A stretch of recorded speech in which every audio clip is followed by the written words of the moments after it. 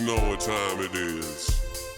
It's time to get a little Fronky up in here. This is Let Me Be Fronk. It's time to get funky. We're all getting funky. It's time for a Listen Fronk. A Listen Fronk. Hello, everyone, and welcome back to Let Me Be Fronk. Y'all are in for an extra special treat today. I'm thrilled to introduce you all to this next guest who happens to be one of my favorite people ever. He's an entrepreneur, tennis coach, and accountant, currently building a tennis academy for people of all skill levels to enjoy the sport. He's also a proud husband to professional pianist Sayaka Hiroshige, father to the cutest toddler daughter, and one of the only good Aquarius men in this town. I'm an Aquarius, so I'm allowed to say that. When he's not working one of his many jobs or with the family, you can find him skating around Brooklyn, practicing ballet, and experimenting with fashion. You already know him as my tennis coach and the other half to Tennis Menace Report, but today on Let Me Be Fronk, we're sitting down with the man, the myth, the beloved, Omar Durrani. Thank you. Hey, Coach. Love the intro, yeah. You love It's it? nice, yeah. I can send you an audio clip of that if you want me to. I'll But just Coach- play on repeat on YouTube, you know. I gotta be Keep honest, it's so weird to call you Omar and not Coach Omar. Because you're Coach Omar to me. Because I'm Coach Omar. Yeah, we've been training for a while. So Yeah. you probably got used to it. How the hell are you? I'm doing good. Good. Great. Yeah, It's good to see you. Yeah, no, I'm happy to be here. You're a busy man these days. We'll get to that. But Yeah. extra busy, time's a little limited these days. So you get a little less. Yeah. Yeah, I've been busy lately. That's okay. Hopefully, yeah. Like I said, Omar is my tennis coach.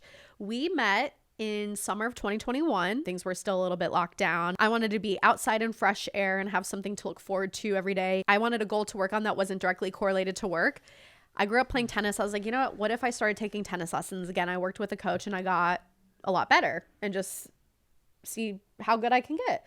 So do my little Google search. I find a third party I'm not going to mention because it's currently a competitor of your business. We'll get to that. I set up lessons with Coach Omar. I bought like a 20 some odd lesson package and we've been training almost 3 years ever since, about once or twice a week. Yeah, I thought for some reason we met before COVID. No, We met after COVID. we met during COVID because 2021, it was still very much like I was still working But remotely. towards the official year, that's when. No, 2020 was the official year. I was much too depressed, dark, down, bad. Didn't even think. Didn't Yeah, a lot even of think to people try to get out of had the house. Bad. A lot of people had bad 2020. Were Not good you experiences. were you giving lessons during 2020? During the pandemic? No. I did not leave my house. The first time I left the house was January 2021. No was way. You stayed in your house the entire year. Back in a nest. Yeah. I just stayed. March it happened, right? It hit. March 2020 is when New York March shut when it down. hit. And the wild thing is, like literally 25 days before in February, I did my wedding party here in New York. No way. So I had 2 wedding parties, one in Japan, one over here. So I did in February, and then boom, the COVID happened. I was like, oh my God, it's so good, because I didn't feel like rescheduling and everything. And Damn. that. So I got lucky with that.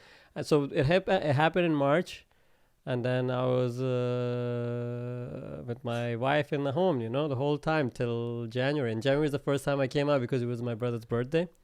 So I wanted to treat him, so I took him to an indoor tennis spot Okay. to play. I come out of my house, so I don't have the COVID yet until January. So I'm one of the last survivors, because all my friends, everybody was getting it. So I leave the house, I go see my brother, and then bam, I got COVID. After like 2 days or 3 days, I got it. Not I to left start the any house. family drama, but I think your brother gave it to you. Yeah. There's a high. My brother was reckless. He was out there. I mean, just from what you've told me of him, shout out Zia. I wouldn't be surprised if he's the one that gave you COVID. Yeah, That's some okay. people are wild people. I'm sorry that happened to you. Wait, so you and Sayaka didn't even leave to like go on walks around the neighborhood? Y'all were in, or? Yeah. I had people asking when you're coming out of the cave because they were like amazed too. A lot of people were surprised. But I guess, I have a good partner too. I guess that says a lot too. I had Y'all a good were partner. I had a great time. Maybe Keep that it was one of the keep reasons. it PG. Y'all are having fun. There's guys that they look for every moment to leave the house, and there's some guys they don't come out for like 7 months. So maybe that's just I mean, if I wasn't having a good time at home, I would be out there too. Okay. Shout out Sayaka. How did you and Sayaka meet? We met on Tinder. I think the viewers want to hear the story. Yeah, we swiped. She swiped. I don't know what were the chances of that because I was swiping a lot. Oh my God. And Omar. I'm pretty sure she was swiping a lot too. Oh, what year were you on Tinder? This 2017. Okay. Yeah, So y'all 2017. swiping? Yeah, we swiping it, and then we met in Midtown for the first time. We linked up, and then we met. So when we met 5 days in a row. And then the sixth day, we could have met. You spent 5 consecutive days We together just in met. a row. No, like, yeah. Just like kept meeting up. Yeah, I would get 5 out of days the in a row. office. I was working that time in Midtown. I would get out of the office like at 6 something, and then she would come through. And we just spend time, chill. And then, so yeah, we met. And then the sixth day we didn't meet because it was like gathering at my sister's place. Mm-hmm. And I thought it was too early to bring her into like family gathering. Wow, So you thought day 6 was too early after being absolutely addicted to each other for 5 days in a row? Yeah, so day 6 was the one reason we couldn't meet. And then we just kept meeting every day. And then fast forward, you got married in 2020 is when you officially got married, or? Yeah, 2020, yeah. Okay. Yeah. So you've been together. So now like 4 years. No, like how long have you've been together since altogether 2017? 2017. Yeah, so like 8 years. That's 8 years? 8 years in this July 2nd we met. That's beautiful. Happy anniversary. Shout out Sayaka. Sayaka is a professional pianist from Japan, and she actually is currently reteaching me how to play piano. They're an absolute power couple. And is there anyone else in your family you want to mention? Anyone else in my family? Your daughter? Oh, my daughter? Yeah, What did you and Sayaka create during the pandemic? Wait, I forgot. Oh, yeah, she came in 2022. I mean, Sana. But no, that happened in 2020. We actually didn't want to have when all that madness was going on. Yeah, Sana came in 2022, April 7th. You remember this lady? We went to her house. Stop acting strange. I knew you pre-child, and now I know you as a father. And I will say, like, you've always had an amazing energy, and we get along super well. We always have a lot of fun together. I do feel like Sana has opened you up even more. You just seem so joyful and complete at the same time. I feel like she just really brought in this fullness to your life. Like, you really love being a dad from the sounds and looks of it. Yeah, I mean, definitely affected me. But like what you just said, if someone... I'm sure having a kid affected you. No, it affected me. But what you just said, and someone's like, oh, maybe I do need a child in my life to be more like how you explain. But it could go the other way too. It's very difficult because sometimes a child could really break a relationship. Like, you know, one partner is doing all the work, the other is not doing it. Baby's crying too much. The other guy doesn't have the patience. It can really break the relationship. So I see what you're saying. Like, yeah, how it affected me, this and that and that. Yeah, I mean, it gives you better understanding of people. Like, you appreciate people more, you know. Like, when you see, like, some child walking 10, 12 years old, you think, like, two adults put all that energy into this person to make them grow up to be 10, 15, 16. It's a really beautiful thing. You don't realize it, how much work it is until you start doing it yourself. So in that sense, now I started seeing people on the sidewalk walking. Like, yeah, I do appreciate them more, and the people who helped them to raise them. So yeah, no, definitely gives you better understanding of and appreciating people and everything more. Yeah, that's beautiful. So let's take it from the top, if that's okay with you. I want to talk about your childhood, your upbringing, where you're from. Let's start there. Where are you from? From Afghanistan. And but I was born in Pakistan. I had an amazing time in Pakistan. I still miss it, feel like going back. I was in Karachi. My family, they left Afghanistan when there was like Russians came. There was a war going on in the 80s. So they left and they came to Pakistan. Okay. Yeah, they came in the late 80s. They came to Pakistan, and we were there in Pakistan for a while. And my dad was working there in Pakistan. We were there, and most of my childhood, I was there until 13. And then at 13, that's when I came to New York. Okay. And you come from a big family, correct? Yeah, in Afghanistan, everybody has a big family. How big? I mean, I'm three brothers and three sisters, so we're six siblings all together. And that's something we actually have in common. I'm also one of six, three sisters, three brothers. You're the baby of your family, though. I'm the third of mine. Yeah. I don't know how people do six. That's a lot of work. I don't recommend it. No offense, Mom. Would you ever have 6 kids? I mean, if I do, they're not going to be mentally stable all the time because I won't be able to give them the same amount of attention, you know? I feel that. One is going to be ignored and they'll be like, he's not getting enough attention. And he's trying to look for attention out there. He's going crazy. It's so hard to give same amount of attention to 6 people at the same time. Like, do you feel like you're mentally unstable? I mean, I don't have that big ego. Maybe I am a little bit mentally unstable. I don't know. I'm not gonna call You just implied that people with a lot of kids. Everybody is. You're the baby. Bit. And be mentally unstable a little bit. That makes you have a character or something, you know. No, like, we're all fucking crazy. Let's be real. I mean, don't be too crazy, but of course, just the fun kind. Just the fun kind. Fun kind. Be respectful and kind. That's it. And be crazy a little bit. Did you grow up in a religious household, or what did you all practice? Yeah. Or what was like the home environment growing up? Home environment was it was good. His family was well off. My dad was doing really good. So yeah, we were comfortable. Went to good school. Had great friends.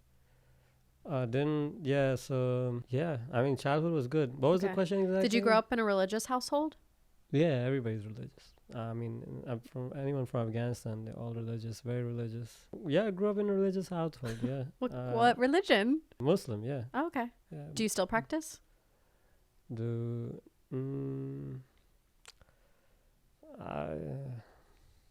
I don't practice it anymore. I'm just curious, no judgment.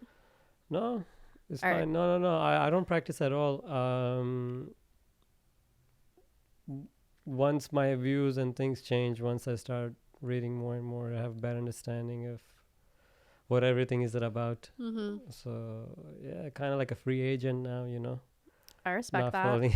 I think that's something universally a lot of people can relate to. Growing up in a religious household of some sort, whether you were Christian, Catholic, Muslim, Hindu, and then when you get to an adulthood, you just start to do your own thinking, research, spiritual journey, if you will. A lot of people grow up in a household that is religious to some extent, and then when you become an adult, you just decide what you want to do and go from there. When did tennis come into the picture? Did you grow up playing tennis? My first racket sport was squash. Okay. Played squash. It's like in a room with a small tiny ball.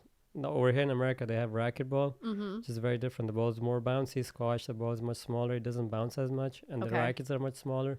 So I played that, and I came across squash by accident. Really? I didn't plan squash. And squash is like even more like kind of elitist kind of sport. Very small amount of people have access to it.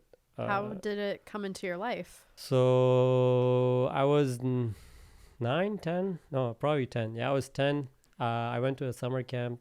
My family just sent me there. Yeah, I went there and learned swimming, this, that, all these kind of things. So I had a squash court at the place. It was like a hotel / kind of camp thing. Whoa. Yeah, and then I came across by accident. They're like, oh, we have squash. I was like, okay, and grab the racket, start playing. So it wasn't like something I planned, like, hey, Dad, I'm going to go play squash or tennis. So I went to the camp, I played, and naturally very good at it. Okay. And I think one of the reasons I was good at it because I was having really good time. Aww. That's the most important thing. So I was just having fun. Of course. Above all else. Yeah. So there was all the kids. I was beating them left and right. They were so serious. When I would play a game with them, I would look at them. He's so serious. Let it go. It was 20 some odd years ago. Just kidding. Were your siblings there? Were you playing them? No, I was the only one. Oh. Nice little break from the family. Yeah. I was. It was something. Okay, so you're smoking all the kids at camp. You were like the best squash player by far. Oh yeah, there was nobody could have beat me. And then after camp, you're like, I want to continue this, or what did you do after that? I didn't know if I wanted to continue that, but I really love squash. I knew that. I just wanted to keep playing. Really loved it. But then when I came to US, so I think I was like more like outdoorsy kind of guy. Yeah. That's why I cannot sit on a desk. It just doesn't make sense to me. Okay, so after summer camp, you continue squash? Yeah, kept playing, kept going and playing squash. I think I kept playing until I came to New York in '03. And how old were you then? Not to age you. When I came to New York was 14. Why did you all come to New York? Because my dad was very sick. He wasn't feeling good, and he just wanted the family to be here with him because he was spending so much time over here with the doctors. Oh, he was coming here to seek medical treatment? Yeah, medical treatment, this and that, whatnot. Okay. And then you all moved as a family? Yeah, and I think one of the reasons my dad came here because he was really sick because to see the doctors, this and that. But I don't know if outside of that, if he just came because he liked U.S., but no, I think it was for the doctor. Did he want you all to live in the U.S. and... For education, yeah. Okay. He thought it's better education over here to come. And then, most importantly, he was spending a lot of time here because of the doctor. So yeah, he wanted the family to be here. And yeah, so we must have been hard being away from your dad. Well, my mom was still with me. And she's your favorite. I didn't see really my dad until I came to New York. When he got Really? sick, that's when I saw him. Really? Yeah, and before that, I was like... He used to travel a lot for work, you know. He was traveling a lot for work, and then even when he was home, he would just spend time with his friends all the time. He would go out, this and that, and yeah, but that's how most of typical dads are. Really? Like in your culture, or? Yeah, in my culture, it's very small of percentage of them that really give that time to their child. Like when they have a child, like, oh, I want to spend time with them, you know, give them support, this and that. Very small percentage of that, but majority of them, they just have it because society want them to have it. Oh, okay. So mom was A, a lot get more married, hands-on. B, get a child, huh? Mom was a lot more hands-on. Yeah, my mom is very loving. She's a very loving person, and I think my mom's side. So I got a chance to go to Afghanistan 2 years ago. I visited. So most of my mom's side are in Afghanistan, and my dad's side, I have some aunts here in America. When I was in Pakistan, my dad's side was there. So I was mostly raised among my dad's side. Okay. So I saw my dad's side of family, not as much as my mom. So then when I came here, when I went to Afghanistan, I saw more of my mom's side. And man, oh man. Are those your people? It's like day and night. They're like totally different people. How so? They're so loving, so kind, the way they talk. Everything this and that compared to my dad's side it's like I don't know, it's very different type. Yeah, my mom's side, everybody was so loving. All my uncles from my mom's side, this and that, it was very interesting. So like how my mom personality came about and what my dad personality came about. So yeah, it sounds like they were two very different people. Yeah, the whole families were different. Like my mother's side was like so much kind, loving, and caring, and this and that, whatnot. I mean, so how did your parents meet? Like, how did that relationship even happen? Most of the relationships are arranged marriages. Oh, that was an arranged marriage. Yeah, all of them are arranged marriages. Even up to now, slowly changing, but even the Afghans over here is arranged marriage. Have any of your siblings been in arranged marriages, or your parents were like, nah, we're not doing that? Yeah, no, my parents, no, they weren't that, what do you call? Traditional? No, they were very traditional. Yeah, no, my sisters. Or like they immigrated the family over to the U.S., so they're just all like, of them y'all had are arranged do what marriages, do. except one Really? of my sister. Yeah. All of your siblings are in arranged marriages? Except one of my sister. Okay. Yeah, and me. Me and one of my sisters, exception. So how did that... was there a conversation about that, or you're like, I'm just gonna date who I want to date, or did they try to set you up with anyone? Yeah, so I mean, when I got together with my wifey, my dad wasn't around, so my dad passed away in 2011. Sorry. So my mom was around, but me and my mom, we had a very good understanding from the start. You know, I was keep telling my mom, you know, you cannot buy me a shirt that like I don't like wearing it, so you're not gonna find me a partner. She cannot buy me a decent shirt that I like. So yeah, she would buy me sometime like stuff that I'm like, okay, I don't know if I'm gonna wear this. You're like, I don't even trust you with my fashion choices. Yeah. I will pick my own partner. Yeah, so I don't know how life. That's gonna go. Yeah, no. So How did she respond to that? My mom she's very great. Me and her, we always had a good understanding. Are you the favorite? You have to ask her. Get her on the phone. I know, You sound like the favorite, but also aren't babies always the favorite? I hope my mom loves all of us. I don't want to be Omar, favorite. Omar, of course she loves all your Yeah. siblings. But I think you're probably the favorite because you're her sweet baby boy. And you gave her a grandkid. I don't know if I'm And you fair or take not. her to places like no, Japan. I gave her the 12th one. She already had 11. Oh, shit. Oh, shit. You have that many nieces and nephews? Yeah. Holy crap. Yeah, and so now it's the 12th. Yeah. So it's a But you big take family. her to Japan and stuff. So you're Yeah, probably we you're went probably the to favorite. Japan this year. Let's talk about your family immigrating over to the US. So you came to the New York area, you said 2003. Yeah, 03. Yeah. What an interesting time to move to America as a wonderful, kind brown family. How the hell was that? Luckily, we came to New York, so True. that was a big plus. But no, New York was very nice.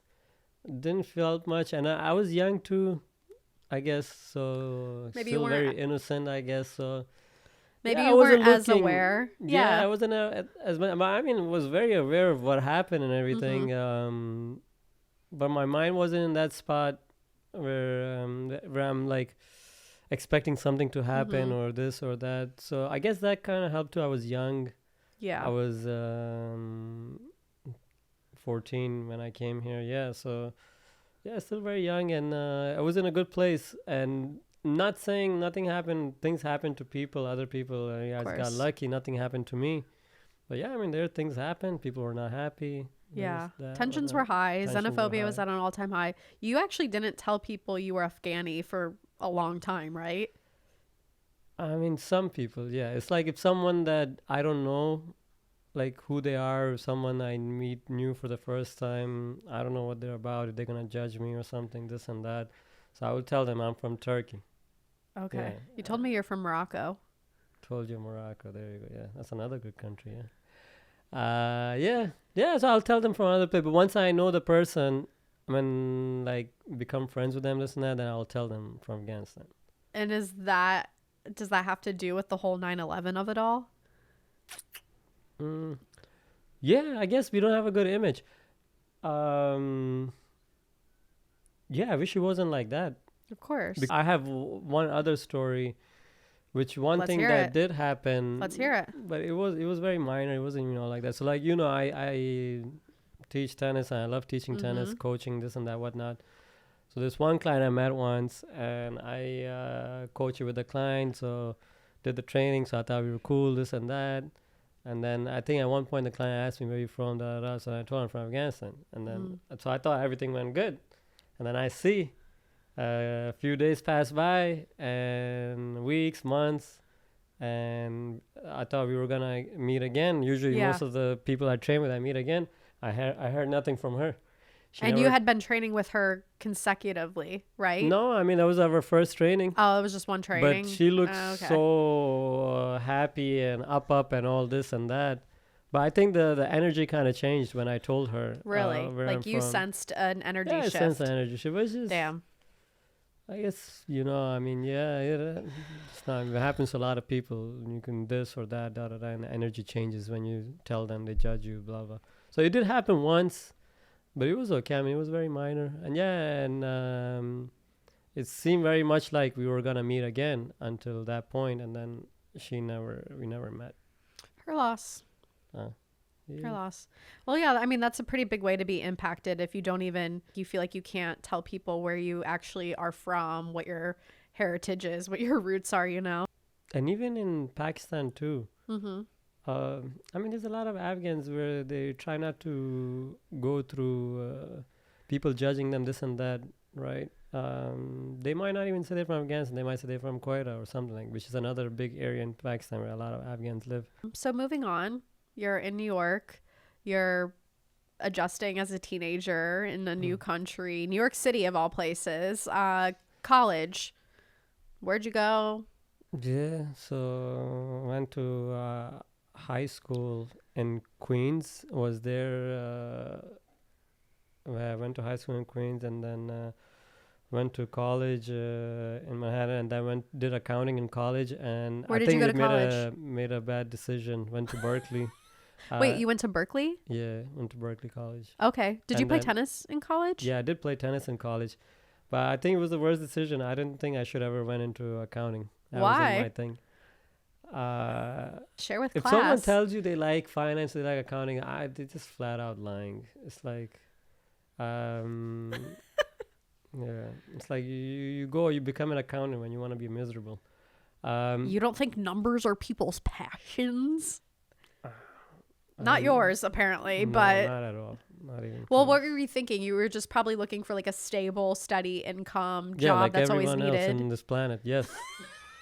That's Not what me. I I'm was trying to looking start a for. show at 30. Yeah. Ayo. So you regret majoring in accounting? Big time. Yeah. No, I mean, Okay, so if you could go back, what would you Like, major in? I recently heard someone, they were saying, I asked them what they're majoring in. They say art and technology. Oh, And yeah. I was like, I love technology. You do. I You love do. tech, and I love designing, creating, and art and stuff. And putting these two things together, art and technology, I would have done that. You would have soared. Yeah, because I couldn't do art by itself. And be like, whoa. Why not? What's wrong with being an artist? You don't make money, bro. That's not true. I mean, Always. yeah, that's not true. But that's what my community made me think. I see. It's not true. You yeah. So you were thinking like, I need to pick a practical job, like a trade of some sort. Yeah, big ego plays into it, and respect, I guess, kind of thing, to look good. Like, Yeah. oh, I've the finance, so now I have this degree, blah, blah. Most of it is just to look good. I mean, that's when you're young, you're just trying to look good. Yeah. You're not really, you don't know what you're doing. It's a lot of time students, they're not sure what they want to study in college when they come out from high school, which I think they should make a better system to. I agree. They should be like last 6 months of your high school should be just Experimenting. making you go through a journey of Go try like micro internships just to give you a little taste Yeah. about all the different industries. get them there out on the field Right. at least. And not Okay. in an exploitive way, in an educational Yes, way. get them on the field. Not free labor. You pick 4 things in the last 6 months of your high school and say, okay, now you're gonna spend 2 months in each field. We're gonna send you out there. Fun. Go. They should make everyone do that so they can really see, do I want to sit in front of the computer for 12 hours or do I want to be in the lab Yeah. testing things for 10 hours? Maybe someone likes the testing in the lab for 20 hours. Do I want to put the pills prescription in a box for 50 hours? Maybe someone Yeah. likes that. So No, this country I would say the world puts entirely too much pressure on young people to decide what they want to do for a living at age 18 when you are still a kid. You are a teenager. Your frontal cortex is not even fully developed till 26 or 25, I believe. Yeah. mine's still developing. That's for sure. But I think, they should, the school, they should, because so many kids, they're in college first year, I don't know what I'm doing. And then they're switching their Right. majors 5-6 times. I'm a big supporter of taking a gap year. I wish I had done that. I think it's fabulous.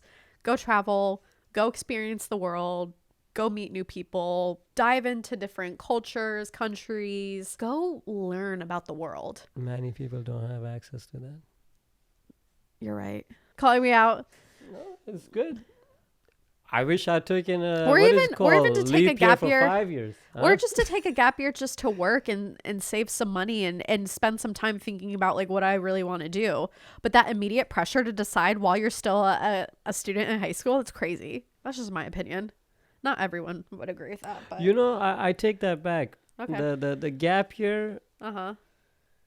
it has to do with probably with courage, I think. Because your family doesn't have to be loaded for you to go live in Mexico. I mean, I'm just saying you get a job there, right? Like a decent job, whatever you have to do, and you get involved in the community over there. Yes, you can Right. survive. If you're 18, 19, 20 years old, why you cannot survive? So many people have done this. Right. I mean, you can take a gap year, but I think big thing is courage. Absolutely. If you don't No, because it's untraditional. You're bucking the system a little bit. You get a lot of unsolicited opinions, questions, etc. It's not the quote unquote norm. I mean, a lot of people don't have that privilege, but yes, if Absolutely. if your family has your backing, and then you come back home, you have a nice room to go back to. Yes, it makes it a little bit easy, but I'm just saying for a person, I would say I would respect that person so much if they don't have that backing from their family and their family is not well off. You could still go. Absolutely. It's gonna be a big step. Is you have to have a lot of courage. It is doable. And but then the thing is, that experience is not gonna tell you. I don't know if it's really gonna tell you what you wanna do in your life as a profession. True. Because if I'm going into another country and flipping burgers, Which I mean, nothing is yeah. wrong with that. Yeah. You went to Berkeley, studied accounting, Yeah. played tennis all 4 years. I played tennis, yeah, and then we went our the New York City conference. Really? Yeah. Were you ranked I mean, the on your team? Like the team what position? has like every other team. We have the first 3 single and 2 doubles team. I'm trying to figure out how good you were. I was the first singles in my team. Ooh. You said the best. I was okay in college. I've once You were the best on your team in college. It sounds like no, that. my team was not all that. I mean, they were Oh, shout okay. out. Yeah, they weren't all that. But when You're gonna get some angry messages after this. I studied tennis a lot after that and improved the game a How lot. so? Studied a lot. How studied a lot. so? I mean, I think that's around that time when the YouTube started getting big, this and whatnot. So it gave you really opportunity You to literally studied tennis. still studying it. No, Okay, nerd. yeah, I still study. After yeah, college is when you started coaching? started coaching around 18, I believe. Yeah, Really? yeah. And then I had the opportunity to do some coaching for college, and then I started coaching. I had a lot of private clients, and when I did that, I fell in love with it. So you coached out of college? Yeah, coached at a college for 1 season, and then we won the conference title. We went to the nationals, and the nationals we lost in the first round. That's awesome, but also tragic. I'm so sorry. Yeah, What college did you coach at? Baruch College. Okay. Yeah, did What that year for was 1 that? season. I think it was 19. Okay. Shout out to the 2019 tennis team. Yeah, it was a lot of work. I just wanted to see in the team environment, what does it feel like, how to like Mhm. the emotion, the feelings, and the matches. How does the team work Okay. in tennis? Because usually tennis is a very individual sport. You just Yeah. only playing singles. So you did it to get a more well-rounded experience of teaching Yeah, the and team coaching side tennis. of tennis, because it's Okay. a very individual sport. You always like by yourself, but in the team environment, it has a different feeling. So was that was great. 2019, and you've basically been coaching. Yeah, and then I fell in Ever love with since. it. I just wanted to. Every time I get on the court, I just love it. Love teaching tennis. I love that. Yeah, it's great. I love that because it has benefited me, your love for tennis. Yeah, you know, it's good. It keeps you active. You get out there. You move in. Yeah, like how we used to do. Get out there, hunt, and just move. So that's my thing. I Oh, get out like of the back house, I to- tennis. Oh, Just are like we the talking? good old days, you know. We're talking about when we were Neanderthals. Yeah, I guess that thing. Yeah. Do you think they were playing games for fun back then? I think so. Oh yeah, back then it was all games. Now it's like everybody's in their boxes and they put everything. They lock people up. And they're doing things that they don't want to do. Everybody's sitting, and then they thinking why they're doing what they're doing. I don't think back then those people were like that. They were out there having fun, having a good time. I mean, I definitely think creativity was alive and well. Nothing like it is today, but I mean, we can see that from like what the hieroglyphics that were left for us, and you know, just artwork and cave drawings and history and whatnot. And they were still paving the way for the society that we have today. They were inventing as they went and learning new things and becoming more advanced, and you know, because like we've just evolved as a society since. But Yeah, becoming more and more. did I sound smart saying that? I hope so. So the name of the show is obviously Let Me Be Fronk. It's a play on my last name, and it's a play on the Let Me Be Frank phrase, if you will. So to be frank, in my opinion, is to be bold, unapologetic, your true authentic self. So I would like to ask you, as one of my dear guests on this show, what is something you'd like to be frank about? And you can interpret that in any way you want. It can be a hot take. It can be an opinion. No. It can be just like a funny observation about society, whatever feels right to you. What is something you'd like to be frank about? All right, let's observe the society. So first thing, there's 3 things. Yeah. Oh, shit. First thing would be I wish we can be more clean. More clean? Because my wife is in That's a Japan, good so one. I go there every once a year, and I get a refresher every time, like what a clean society feels like. You mean the elite clean society? You go to one of the best in the world, and then you come back to this trash can Yeah, of a trash can. glorious city, New York City, USA. Yeah, you don't realize how dirty and disgusting the subways are. I think I do. The personally. sidewalks and everything are. No, the people who are in the garbage for 40 years, Yeah. they don't know what. No, cleanness you're feels totally like. right. Like we get desensitized Yeah. day in and day out by what we say, what we see. We're kind of just we expect it to be Yeah. gross now. Mm. And honestly, it's way more of a surprise if you step onto a subway or train and it's sparkling clean. You're like, excuse me, It's did like- this just get power washed? Is It's this a like- new It's like train? when you're in a room with a bad smell, but after 4 minutes, it just like feels normal. I because can't you adjust relate. to that bad smell. So that's what New York is. Every year I go to Japan, I Mm-hmm. come back for 1 month. I'm like, what the fuck is this? Like the subway. How do I take the subway? But before that, I never thought about it like Wait, that. you go to Japan and you come back and you're Every year. you're so disgusted. It's hard for Yeah. you to get back on this subway. And then it takes about 2 months. Then I'm like, it becomes normal again. I'm like, okay, yeah, it's okay. You But like- it's not okay. you show back up to New York in a hazmat suit, walking onto the train every day. Yeah, I don't know how someone can live till 100 or 120 in New York. Like, it's I disgusting. don't think that's super common. Huh? Yeah, no. it's- Not these days, anyways, or yeah. ever. And it's not about even living long. It's like courtesy, respect, or something. And then the other thing that pisses me off so much, cleanness talking about, where people smoking on the sidewalk, now they have these fucking vapes that makes like a You cloud. really hate vape culture. Speak Yeah. on that. Yeah, I mean, Do you want to be Let Me Be Fronk? We need to get rid of vapes. hell yeah. Yeah. Woo, you are gonna get the comments ignited. It's just Have you a ever vaped? distraction. Yeah, when I was a dumbass. Oh.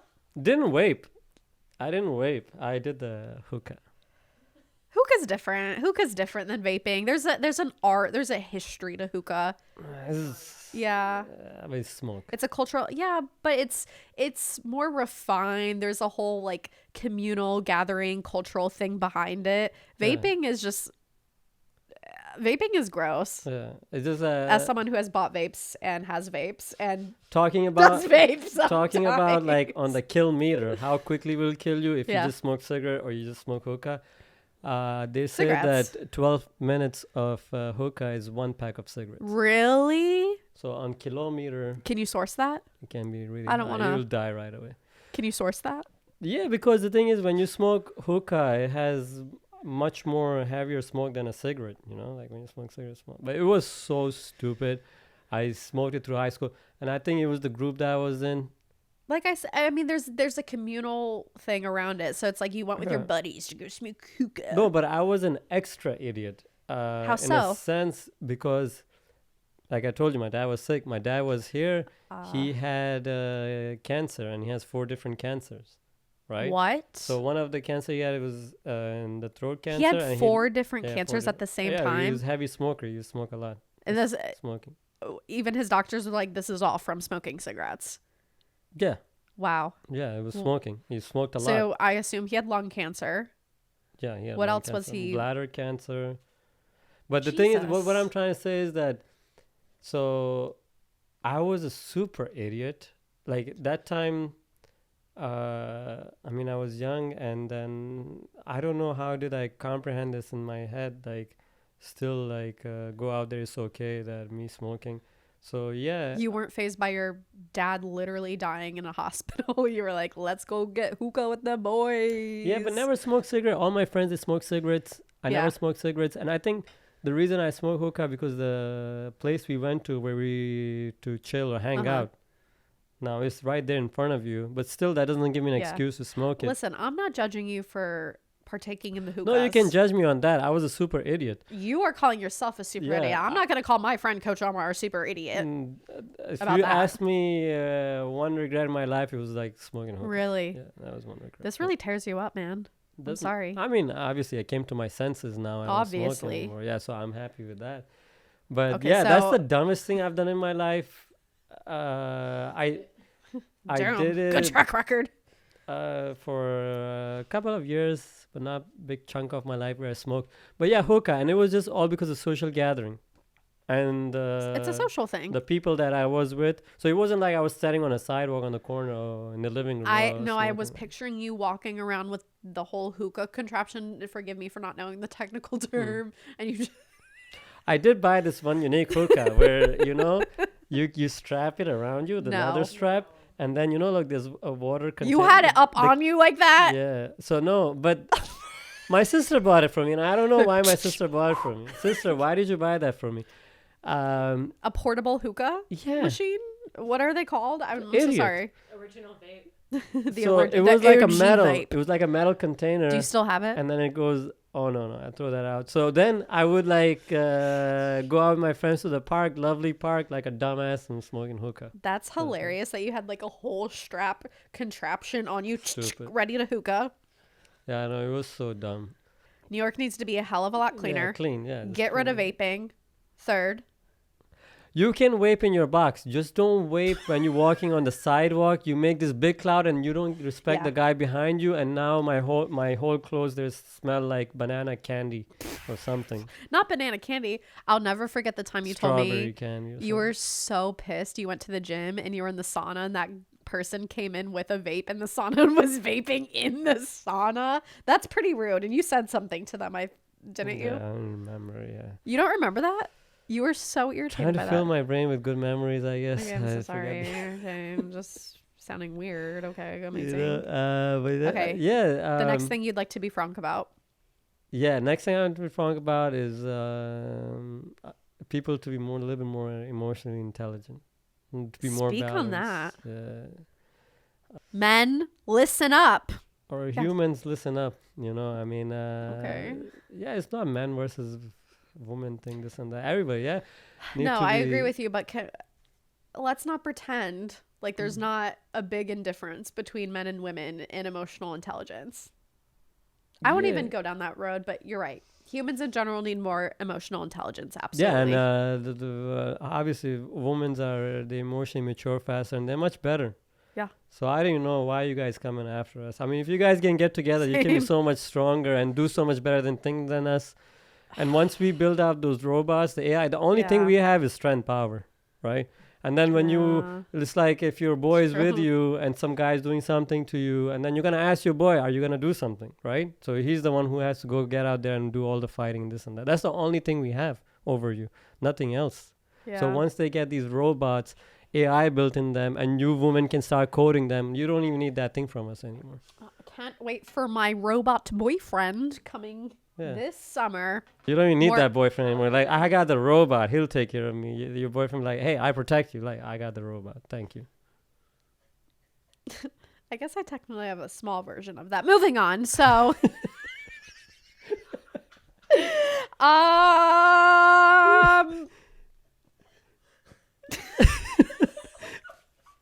okay, so more emotional intelligence. You just want Women are No, we way- don't even have. Let's not even go down the gender road. Let's just bring it back. You want humans in general to have more Yeah, more emotional intelligence. Understand why I'm pissed off, what's going on, because now as a society we're opening up more, understanding more, this Yeah. and that. It was very interesting. I read they were like the people or the guys who cannot process their emotion. Usually they go silent, Mm-hmm. or they go silent or they go crazy. And the reason for that is because they cannot express themselves. If the person can express themselves, then they don't do that silent treatment crap, Mm-hmm. or they don't just blow out. But if you're good at expressing, so that's where you guys are good at, because you guys keep expressing yourself every 2 Mhm. hours. So you get it all out there. But I think How do you express yourself? How do you keep from going crazy or doing the silent treatment? just say what I'm feeling at the moment, be more open, and just Direct? Sounds like you're pretty Not- direct with your feelings. yeah, direct with kindness. Don't be direct and jerk, and but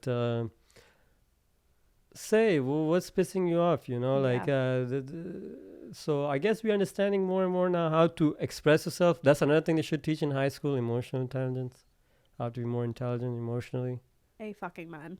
Yeah, instead of like staying quiet like a dumbass or just blowing up like a dumbass. Like, why are you Yeah. doing these things? I don't know. Understand yourself better. Yeah, if you have emotion, then I think people will be more kind, more loving. One of the reasons we're not loving because we don't know how to love. We don't know how to express ourselves. Yeah, that's one thing. And the last one was protesting. Yeah. What about it?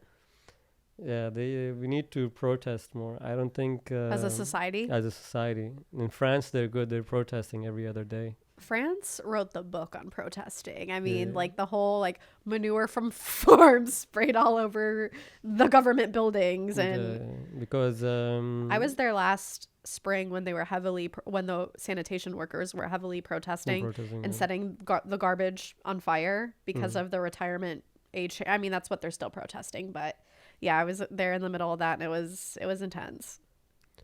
Yeah, need to do more of that. But the thing is, yeah, people got bills to pay.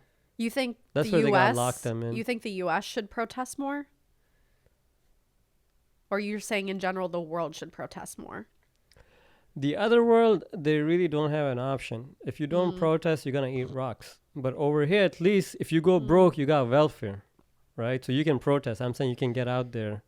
You have some kind of governmental support or something, you know. But I'm saying in third world country, this and that, you don't have no welfare system, no nothing. So Why do you eat think? sand. Why do you think people should protest more? Because they keep talking about this being equality, this and that, democratic society, blah blah blah, but it's not equal at all. The game is so off. Like the rich people, they keep getting the richer. The ratio is so off. People when they get, or like health services, when people get, they need to have an operation or something, they have to sell their house to get an operation. So I don't know how, like, these things that we haven't figured out, how to have medical insurance for everyone. We should protest these policies more. And the schools, they're like, the teachers are not getting paid enough. True. And in California, there's this one town, they protested, and all of a sudden, there's a small town, it's a public school, all the teachers got 100% raise. So whoever was getting 30, now they were getting 60. So you're like, oh, so you could have paid more to the teachers. But so all of a sudden now you can give 100% raise. Yeah, teachers are definitely underpaid in this country. They're the backbone of our society. And I appreciate you teachers, the ones that are still sticking it through and sticking around. I don't know how you're doing it, but thank you. But I guess hard for people to protest because they got their bills to pay, this and that. Yeah, there's a lot of reasons why people don't, but I can get on board with that. I think we would make a lot more movement as a society if we stood up for what we wanted more and stuck to our ethics, our morals, our beliefs, and fought back power within our rights. You know what I mean? Because sometimes you just want to chill, you want to have a good time, you don't want to fight. Totally. It's like, bro, like, yeah, I mean, it takes a lot of courage. People who get out there, like when I see them, people protesting this and that, whatnot, for any, like what we were seeing that's happening in colleges and stuff. Yeah, it takes a lot of courage. Totally. Yeah. Well, that was an excellent rap sheet of things to be frank about. Thank you for sharing. You have a lot of opinions. Back to one of our favorite topics, tennis. What's up, everybody? Here, I'm trying to cheers with you. Cheers. I'm here with the man, the myth, legend, Coach Omar. Hello. Got our coffees, what are we about to do? Would you like to tell the people? Yeah, we're gonna watch Miss Zendaya. Oh my God. Challengers. We're going to see Challengers. Yeah. Obviously, I have to watch the Challengers with my tennis coach. Starring one Miss Zendaya. Okay? Yeah. It's gonna be great. Right, We've heard good things, so. Yeah, I don't know. I asked her the review. She says it's good. I've heard good things. I also haven't done a lot of research. Like in the movies when they try to pretend to play tennis and it looks so bad. So I'm wondering, like, but they had a, what do you call, the pro tennis player helping them out. I think they look legit. I think they spent a lot of time, money, effort on this. So there's a top 10 player that helped them out with all the tennis. Do you know who it is? He's a bald guy. He's a commentator at ESPN. I forgot his name. Okay, cool, amazing. All I've been blanking out a lot. Going to see Challengers. Hopefully it's good. Playing ugly. That sounds cool. And it's a really good. Yeah. It would have been. Have it on the wall. We recently saw Challengers, the hot new tennis movie starring Zendaya, Mike Feist, Josh O'Connor, directed by Luca Guadagnino. What were your thoughts? It was a good movie. The one thing that I really liked was the music. Soundtrack was incredible. Yeah, it was blasting in the theater. I loved it. Usually I don't like music when there's like the person is talking in the movies, but this was, I don't know how the way they did it was amazing. The directing was phenomenal. Yeah, very good. And Very well made movie. and I liked it because it wasn't just like a usual general tennis movie. It was very different. Right. It wasn't a movie just about tennis. It was Yeah, it about wasn't about tennis. relationships and winning and complicated relationships and ego. There were so many Yeah. other themes. This was not a movie made to showcase tennis, the amazing sport. Although, like, you see great moments of athleticism and how exciting and intense the game of tennis can be and how beloved it is by people from all walks of life. Yeah, it was a great movie. It was different. I liked it. That's why I think it was, and how they build up the characters and how they Yeah. show every character was very different. Yeah, and I really like that one line where they're fighting in the car, and she goes like, "Oh, you're like a child," and he goes like, "Yeah, I'm a child. That's why I just keep hitting around with balls." Something like that he says, which I thought to myself. I was like, I mean, that's what I do, you know, when I'm training. I'm just hitting balls. It's like a child play, you know. Yeah. And We're yeah, just adults playing this game together, entertaining ourselves. yeah, The tennis community is a little divided on this movie. I've heard things from both sides. Like, some tennis people loved it. Some tennis people were like, oh, the tennis playing in it actually sucked. Like, their form was weird. What's your take on the tennis playing that you saw in the movie? just enjoy the movie. Who cares what tennis they're playing? I wish they were hitting tweeners the whole time. You wanted to see more Yeah. tricks. I mean, no, I'm joking. I'm like, the movie was beautiful in its way. Like, you're looking at the characters, you know, Yeah. and obviously it's not a movie about the greatest of all time or something like that. Right. So it's just like average Joes. They're playing challengers. These are very small tournaments in Yeah. tennis, and challengers and whatnot. So it was fine. They did a very good job. Brad Gilbert was the guy I was telling you that helped them Yes. on the movie with the tennis and whatnot. But for the time that they had and how they performed, they did very good. And who cares, man? I how thought they hitting looked a great. shot. I mean, as an active tennis player myself, I mean, I could, of course, pick out little bits and pieces with their form, but Yeah. the truth to tennis is everyone has some sort of a little off thing or something they're working on with their tennis form. Not everyone is a perfect tennis player. Yeah. But I was like, these are actors. They've just learned. I don't know their personal backgrounds with tennis, but like you said, they're working with. You said Brad Gilbert. Yeah, Brad. But I thought overall they looked pretty good, Yeah. and they were moving well, and I totally bought that they were athletes. Yeah. I think all three of those actors are athletes. Just And their acting was good. They acted very well. And acting was great. I mean, Zendaya, she's the star of the movie. She actually doesn't have that much dialogue. A lot of her acting is through facial expressions and just her presence. And she would say so much just with like one line or one facial look. And I was really impressed by that. Yeah. She held a lot of power in that movie. She did, yeah. Yeah, no, they did go. But the one thing with where they made her a coach, Yeah. every time I looked at her, I was like, what is like a baby coach? I couldn't see her as a coach. You couldn't? You still saw her as a young Yeah, girl. because she was very young. Like usually, She had that bob, though, that made her look so much more mature and grown up. And the other thing is, guys don't have women coaches. Like in the real tour, when you see it, I'm Why talking not? in the sports, you know. Well, maybe men could use more women coaches. You can tell the women to use more women coaches because you know the women's tour is like 97%. The women, all the top women, Serena, all of them, they Yeah. use guys as a coach. Well, shit, I have a guy coach too. I have 2 guy coaches. No, so no, The call is coming from inside the house. the movie was great. All I'm just saying, like when they show Zendaya as the guy's coach, like, You didn't buy it? You didn't believe it? yeah, she didn't act like a coach. I mean, she's a good actor, but I didn't feel that energy. She acted like to me, she seemed more like a strategist for his entire life and not just coaching. But I mean, you know what I mean? Like as a coach, like I didn't get. I don't know if she would have acted in a way where I'm like, okay, she's a coach and she's really like helping him out, this and that one. But I get it. What they were trying to do, they were like trying to show how this woman is affecting these 2 guys and their relationship and this and that one. it was a triangle. What It was a relationship triangle. Zendaya's Husband's name?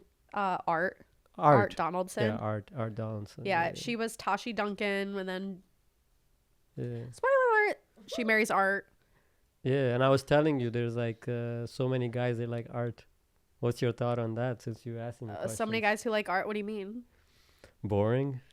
Did I think Art was boring? No, Zendaya thought he was boring. Oh, yeah. Well, that was just, they obviously were not totally happy and fulfilled in that relationship. My take on watching this story play out, like, he was head over heels in Yeah, love he with her was, still yeah. up until the last moment. He was like a and pony, yeah. I think she definitely loves and care about him, but she clearly wasn't actively in love with him anymore. I think she fell in love with a man treating not her boring. so well and like highly, like she was on a pedestal to him, and he treated her so well. He treated her a lot better than his friend did when they were involved. Yeah. Patrick. But yeah, she was definitely, you could see when they got older and then when she was his coach, like it just seemed like a business marriage. It didn't seem like a loving like they weren't. Yeah. They are a family unit and they are traveling as a family unit, but it was just very dry. It was all Yeah, business. Yeah, and then that's how I was, when I saw the movie, I was like, man, it was interesting how they show relationships and this and that whatnot. I was like, man, a lot of guys when they watch this movie, they're like, oh shit, I'm Art, you know? Yeah. Did you identify with that? I think you're way more Patrick than you are Art. I mean, everybody dynamics is different. I was like, it's interesting how they show the characters and whatnot. And I've seen so many Arts, and we probably heard thousands of stories where the guys are Arts, not Patrick. I mean, Patrick was too crazy. That's on the Yeah. other side of the spectrum. No, they were two opposite ends of the spectrum. Yeah. You don't want to be that crazy. But yeah, that was an interesting part where they showed, like the reason she kept going back to the other guy because her guy was boring. Yeah. I gotta say, I was so taken with the chemistry between Art and Patrick. Yeah. This like best friendship they had, the closeness, the obvious closeness, like the sharing of food, the kind of, they were all up in each other's personal spaces a lot. Like I really, really bought their brotherhood and their best friendship, and to see it kind of come full circle and back around and the riffs and all that, Yeah. and they end up being literal challengers of each other. It was, Their brotherhood was so mentally unstable. They were like- young. They were immature. Of course. No, but what about when they were married? They were like I mean, in their 30s. I think they got way messier when they got older, yeah, they honestly. got even more. Obviously, they're not gonna show like simple Joes. You know, it'd be a boring Mm-hmm. movie. But their brotherhood, this and that, everything was just so mentally unstable. But I guess that was Yeah. to make it more exciting. They were very unstable as brothers. Like Yeah. it's not an example of a good friendship. No, it's not. No, but I liked the boyhood when they were young and they were playing in the junior tournaments together and they were just like best Yeah. bros. Like that was really fun to see. But yeah, I had a lot of fun seeing it Yeah. with you. I knew going in it was a little bit of a spicy movie sexually, and that's why I bought our seats sitting apart. I I got our tickets and I had one empty seat in between us. So I was like, I absolutely cannot make eye contact with you or sit near you during the sex scenes. It's too much. I have boundaries. But it wasn't as spicy as I thought it would be, thank God. You want a Sorry. hot take on that? Yeah.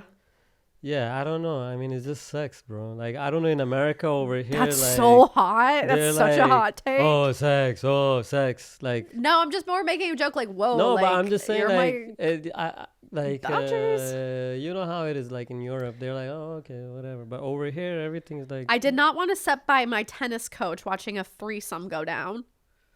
No offense. yeah, but nothing was out there. They were hiding everything. I know they did it all very tastefully. Yeah, tastefully. Yeah. Yeah. No, but you get what I'm trying to say. I'm saying in America, like the sex is a big thing. Absolutely. Whoa, like, Yeah. it's just okay. Okay. They're actors. They're performing. That's all it is. True. So challengers, you recommend people go see it? Yeah, it's different. So I like that. I like it too. I wasn't expecting, like, there was a lot of twists and turns. I like that music they kept blasting. The music, again, the music is great. It's like a roller coaster with three mentally unstable people, and you just go shoo, ooh, ooh, and there's music It's blasting. fun. Yeah, and it's a good movie. Yeah. Well- many people get to see this movie with their tennis coach. Like, that's a very unique experience. I know. And I wanted to, I also vlogged about the day. If you're listening to the podcast only version of this, I highly recommend you go to YouTube, 1, to see my fabulous setup, 2, to see Coach Omar's incredible outfit he is wearing for this interview, and 3, to see the vlog footage I am editing in of our movie day together. And then after the movie, we went over to your house. I hung out with the family. I got to hang with my favorite girly, my favorite toddler girly, Sana. Hey, Sana. Are we gonna play?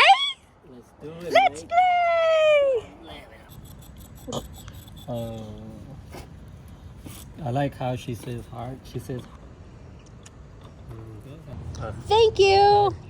Okay, ready? Hot. What's that? What's that? Oh, pretty. Hato.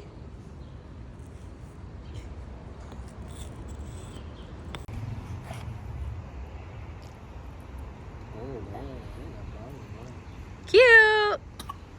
Bubbles. Bubbles. She was so good. But too old for jumps on it. This is good B-roll. Is it?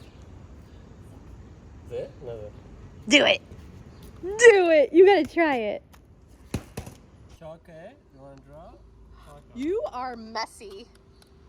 Whoa, whoa, whoa, whoa, whoa, whoa, whoa. Oh my gosh, she's crazy. She's losing her mind. Ah! Please. So she got on it. Yeah, Sana girl. Go, Sana, go. Alright, now let's see her balance. She can Okay. do it herself. Do it yourself.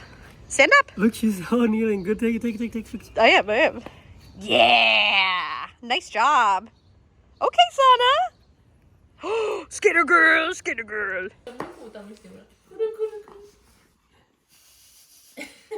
No. Dale. She got it. Oh. Did she? Oh. She got it. Ah, yeah. Yay. That's so pretty. Oh, There was a unicorn and mermaid. She was asking which one she likes. And I'm like, Aw. Yay. Good job. Good job, Sana. You did it. lovely. You did it. Thank you, Auntie Alyssa. Cheese. Oh, she Cheese. knows cheese. Aw. Brought her some belated birthday I got presents. a lot of stuff for her. Yeah. Yeah, Miss Sana turned 2 in early April, and I haven't seen her since she had her birthday. So I brought over bubbles and sidewalk chalk and paint books, and we just had ourselves a fun afternoon had a playing great with it time. all. Yeah. No, it was a great day. Got to see a tennis movie after a long time. I heard someone say the Shia LaBeouf one is really good too. The Shia LaBeouf tennis movie? Yeah, it's a tennis movie. Not aware, but I Black will and be white. It's watching on that. HBO. I'll be honest, I need to catch up on tennis pop culture. There's not much going on. It's like a couple of movies. Yeah, it's not Tennis is oversaturated. boring. I love the guys King Richard. Are boring. I will say I love King Richard. That's one of my favorite movies I've ever watched. The one guy that had some kind of character in tennis is Nick Kyrgios, Yeah. and everybody hated him. But I mean, sometimes he was a little bit too like, look at me. It was kind of annoying too, but he had a little bit character. But most of the guys, they're so monotone, and because they just want sponsors, they're acting nice boys. It's kind of gets boring. There is no culture in tennis. Yeah. Nobody has opinion. Nobody can say nothing. Just like Tennis. at least in basketball, they speak their mind. You Yeah, know? tennis They- isn't the guys go at most it. entertaining of sports at times. I'll say that. It's a little dry, but Yeah. I mean, that's why we like to have fun with it with like our little tennis series, no? Yeah. Tennis needs fun. Even all the clothing are boring. The people We talk are about boring. this all the time. I actually have dreams of launching my own tennis wear line because I have really cool ideas.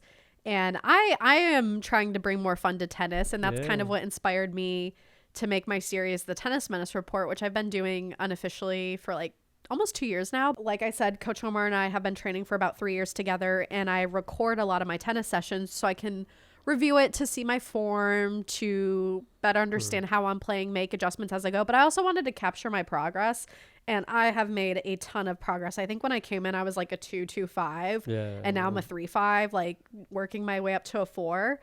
So I started posting these progress reports online just to show family and friends what I was doing and what I was working on. And then I decided to make it an unofficial show called the Tennis Menace Report, gave it some nice branding, and people love it. My community specifically loves it. So it's me and Coach Omar. I ask him how I'm doing in my tennis training. He gives like a recap of the things I need to work on, the things I'm getting better at, just his take as a coach. He gives his opinions, and I intertwine in some footage of us playing, and then we just kind of have like a fun, jokey banter.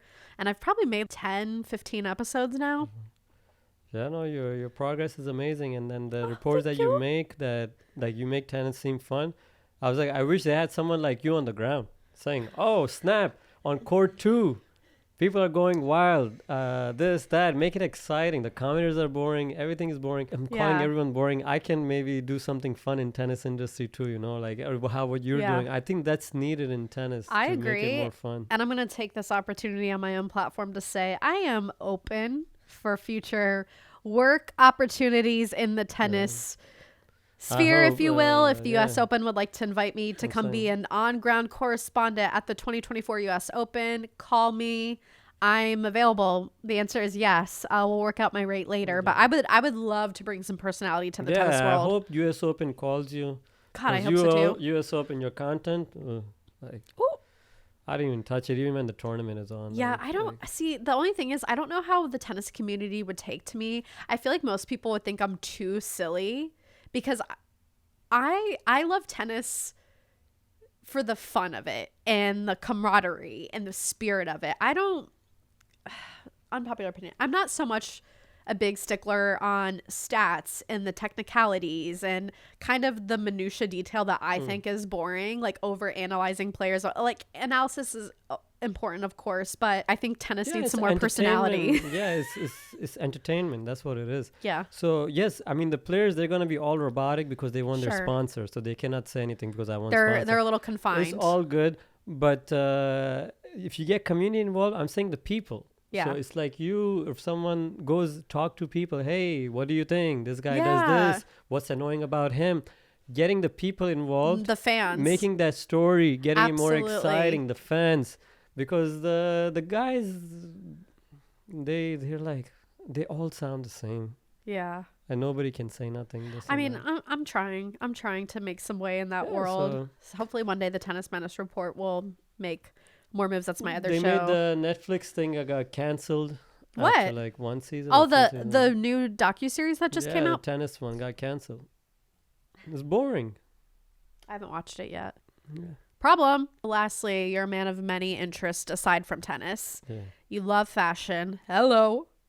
Yeah, You love ballet. And tell me about your hobbies and your interests, specifically ballet. This one is really interesting. When did you get into ballet? Well, I want to talk about like getting dressed. All of it. You know, Hit before like the people would just wear a black shirt or wear like white shirt or what this and that. So I used to think like that too, like, wear simple clothes. Why be so loud? You know, like who are you? People gotta look at you, this and that. But then I realized later on. Now I realize. Then you realize you're a damn Aquarius and you're gonna dress colorfully and how you want to. Yeah, now I realize. Now my perspective changed. I was like, no, I want to wear colorful stuff because wearing white and black is boring as hell. That's not your personality. Because it's the other way around. Even though you think you're playing safe by just wearing a white or black tee, you're not actually playing safe because you don't have no character. Ooh. You're scared to be judged. But what I think is the other way around. True. I would say, who wants to wear the same thing every day? You don't eat the same thing every day. No, I mean, I won't compare to that. But I'm just saying, like, having some colors or this and that, it actually feels good. Yeah, so definitely. I was I was looking at in the museum, the Native Indians, like how they were like so like they ornate had their and beautiful like and their colorful crown, this and that. Yeah. And that's like thousands of years ago, and they dressed so beautifully. And then what happened? White shirt, black shirt, what the hell? Like, they think fast that, fashion, I don't want attention. production. Shut up. You don't have no character, bro. Like, go get some colors, And why is every day freaking black and white, Need some colors. You sound pissed. This is directed at a lot of New Yorkers. New Yorkers love to wear white and black. But also New York is a great fashion city as well. But yeah, I agree with you there. I see fashion as an extension of my personality and my character and how I want to show up and how I want to be perceived. But like, I like creating fun outfits because it's fun and I'm having fun doing Makes it you and I feel feel good. good. Yeah. And it makes you feel good. And I think it's at the point of your life where you get to where you're like, okay, I really don't care. Yeah. It's making me feel good. I feel good. But yeah, I was that guy, the white, black shirt guy. I don't want to be loud, blah, blah, blah. It was so dumb. What age do you think you started dressing for yourself? 3 years ago. Oh, wow. This is okay. Yeah, I was very white, black shirt guy, this and that. I was like, I don't want to be loud, blah, I'm blah. glad I met the fun version of But you. once I start wearing colors, it actually makes me feel good. It makes me feel nice. You look good. Yeah. Everyone should wear colors. Try colors, guys. Okay. Tricolors. I love Yeah. that. When did you get into ballet? YMCA, my gym, they have the ballet classes every Saturday, and got invited by the instructor. I was leaving a swimming class. You like come in. I didn't know what it was. She's like ballet. I was like, okay, cool. It was like a brain massage. I have no balance. I have balance in tennis. That was very interesting. But in ballet, I don't have balance. It's a very different type of balance. Huh. Yeah. How long have you been doing these ballet classes now for? I mean, it's like some Saturdays I go, some I don't. But it's been like probably like 8-9 months. Damn. Okay. So you're sticking with it. Yeah, it's just something challenging for me, so it's fun. Yeah. And it's athletic. It's I like great it. for coordination and balance. And I think ballet is kind of meditative. No? Anything is meditative. If you enjoy it, it just becomes meditative. Heard. Yeah. And you do ballet with wifey, right? Yeah, we go together. That's yeah. fun. That's cute. You just started a business. Tell us about it. What's going on with you? What's the latest? Tennis Academy. Love all tennis, guys. If you're Love interested in all that. tennis. In tennis. And what is love all tennis? In tennis, the score starts with love. So love means 0 in tennis. Mm-hmm. It came from French because in French, l'œuf means egg. And egg is shape of a 0. I didn't know that. So they would say l'œuf 15. And the 15 is because they use the broken clock for scoring. So the guy would move the handle from 12 to 15. And they would use the broken clock and eggs to keep the scoring. And that's why everybody, when they start playing tennis, they're so confused with scoring. Like, what? Right. Why is it love? Why is it 15? And I never thought to question, but that's so beautiful that you know the history behind that. Thank you for sharing. Yeah. We love alltennis.com. If you want some one-on-one lessons to work with incredible coaches vetted by Coach Omar himself, go there, sign up for a lesson. You can take our group classes available yet or are going to be soon. Yeah, there is group classes. Yeah, Okay, there's group classes. You said the cardio clinic. Yeah. So there's a little something for everyone. He does have future plans to start a juniors program. You said by next year, you think? Yeah, next year. Maybe towards the end of this year. Keep checking in to find out. But the goal, and correct me if I'm wrong, the goal of this Love All Tennis Academy is for people of all skill levels, all ages, to come and just play tennis, get outside, connect with the New York tennis community.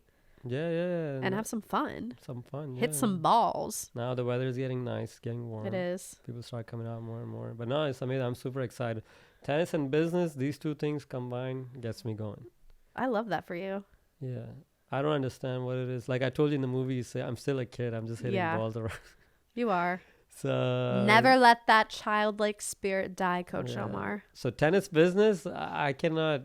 Yeah, right now I'm just super excited about it. I'm so happy about it. Yeah. I'm so excited for you. I know you've been wanting to do this for a while. So you really just started this business like a month ago, right? If you want to learn how to play tennis or you're already a tennis player, have some sort of background, it doesn't matter. Go to welovealltennis.com to sign up for one-on-ones, group, clinic, whatever you're looking for, they have it for you. Maybe you can meet the man, the myth, the legend himself. Yeah, I'm going to be doing like some social events for people to come out there and play some tennis. Can't wait. Together, get more people together to Am I connect invited? with each other. Yeah, you'll be invited. Okay, great. You're a member. Hello, future coach. Yeah. I wanna coach juniors eventually. I think that'd be really fun. I'm gonna give you the opportunity definitely to coach juniors. Send your kids to me, and we're gonna learn how to play the tiny tots. Coach Omar, thank you so much for taking the time to be here and, as always, being a great friend to me and so supportive of all my creative endeavors outside of tennis. You've become one of my really dear friends here and a big part of my community. And I love your wife, Sayaka. I love your daughter. Like, y'all are great and close friends of mine now. You've been so generous sharing with the Let Me Be Fronk audience. You can follow him on Pro Tennis Lesson on Instagram. other than that, And I just Love All recommend Tennis on, I just recommend going to welovealltennis.com and Yeah. maybe trying to get a lesson with him, but no one's allowed to steal my coach. I'm not really coaching right now, but Yeah. I want to get back on the court. I kind of missed the Hey, court. yeah, I want you to get back on the court with me if that's I okay. want to myself also, yeah. Honestly, When the I was things cool a down. little sad this week. Oh. It's just not the same. It's not the same when you don't have an established rapport with a coach. Like, I've been training with you for 3 years. You're my tennis BFF. Yeah, no, I I was like, I can't thanks, just yeah. talk bullshit to this guy. He doesn't know me. He doesn't understand me.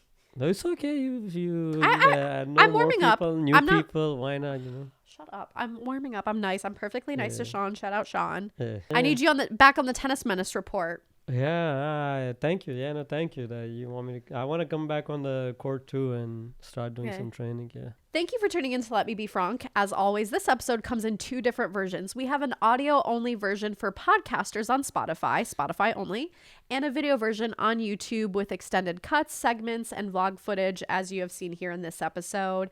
You can follow us on Instagram at Let Me Be Fronk Show. I'm Alyssa Fronk, your host. Thank you for tuning in, and we'll see you back here next Wednesday. Have a good one. Ooh, ooh, we're all getting